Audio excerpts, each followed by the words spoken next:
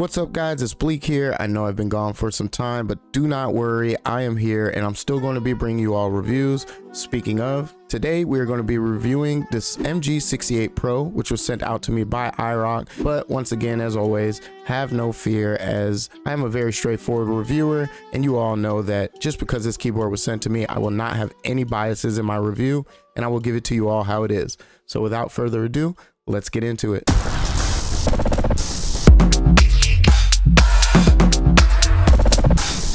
First things first, let's get into how the keyboard was shipped to me. The keyboard did come in this box. It's a very nice and plain box. I cannot say anything bad about it, have no complaints. Very generic, but I do like the design on it. I did realize that other keyboards from IROK also ship in this box. They just change what's written on it. So for example, this is the MG68.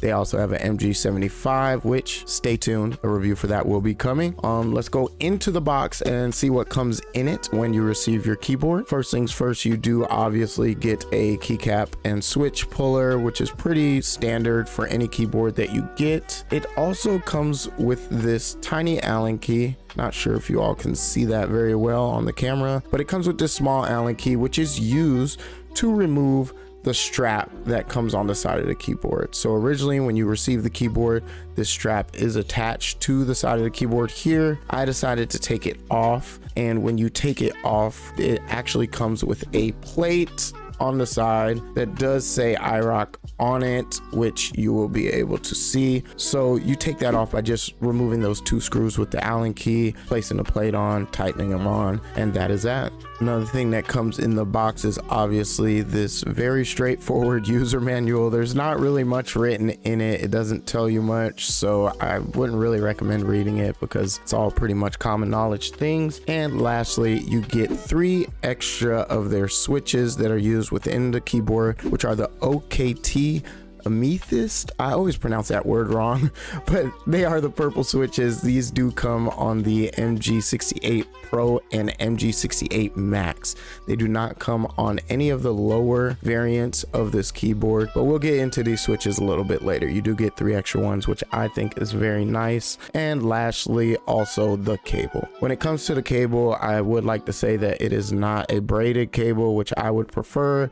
It is pretty much your standard low-end regular cable, but it does offer the specs that the keyboard requires. All right, next let's get into the specs of the keyboard. So the IROK MG68 Pro is a full aluminum keyboard, which is a 160 grit anodized aluminum alloy. As you can see, it does have a very heavy and somewhat premium feel to it, which is really nice. I'm actually enjoying it. It looks great on your desk, and overall, I mean, the case is just nice for it. It does come with magnetic switches, which have a 0.01 actuation rate. As I stated before, these are the OKT amethyst, however you say it, switches from IROK, which also come on the max version of the keyboard, but not any of the lower variations.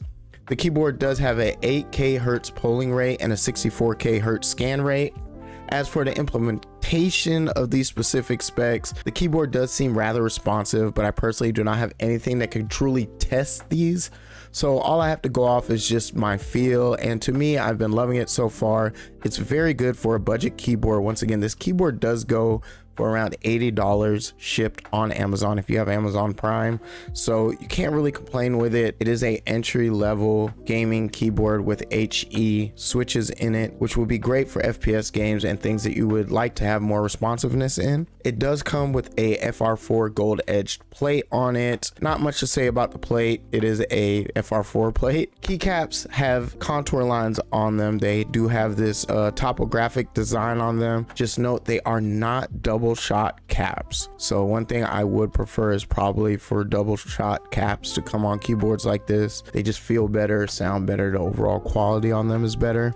They do have shine through side legends, which read from the bottom of the keycap via the RGB, and that's pretty much it for the specs of the keyboard. Once again, I do wish it had a braided cable. It does kind of have this entry level, just regular cable for it. Keycaps are not double shot, and the legends are on the bottom, which shine through on RGB. To me, it is not an issue that they are side shine through keycaps, as I don't really need to see what key I'm pressing because I've been using keyboards for a long time, so I know how to type and where all the keys are. But if you are someone who prefers for the keys to have the legends on the top so that you can see them, keycaps probably aren't for you, but it's always so simple just to change out keycaps. Keep certain keycaps, as the design of these are very nice with a topographic design on the top, but once again, that's all just personal preference. Now let's get into the software for the keyboard itself. I know a lot of people are very nitpicky on the software that keyboards and mice and other things come with, so let's just look at it. You could get to it by going to this website, which is shown on screen now. From here, you will have a list of all of their keyboards that are available. So pretty much you just scroll down, find the keyboard that you are using. So currently we are in the MG68 series. Click here and you will go to WebDriver software.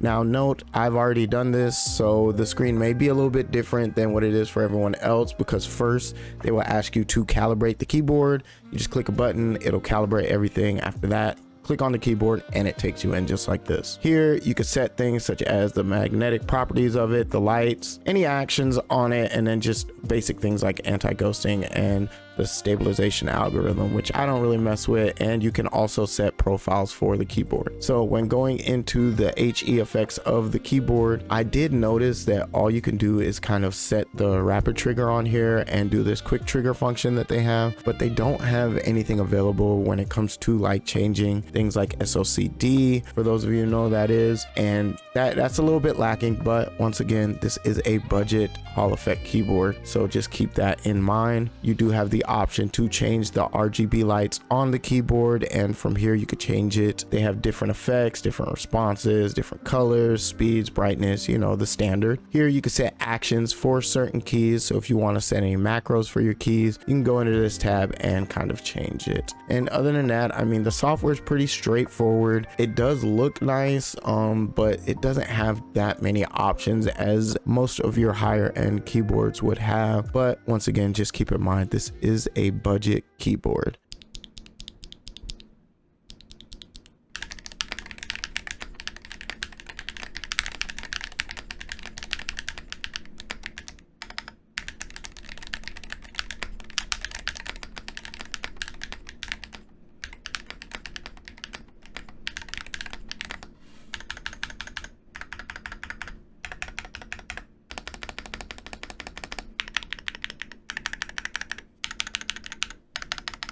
So in conclusion, overall, if you are into competitive gaming and want an advantage over others, this is a great Hall effect keyboard to buy if you're on a budget. It's currently going for about $80 shipped on Amazon, and if you have Prime, for me personally, it ships next day, which is insane. So if you want a new keyboard, you want it fast and nice, right here, baby, right on Amazon. Just like most performance keyboards, it has the things that you need, like rapid trigger, 8K polling rate, and 64K scan rate.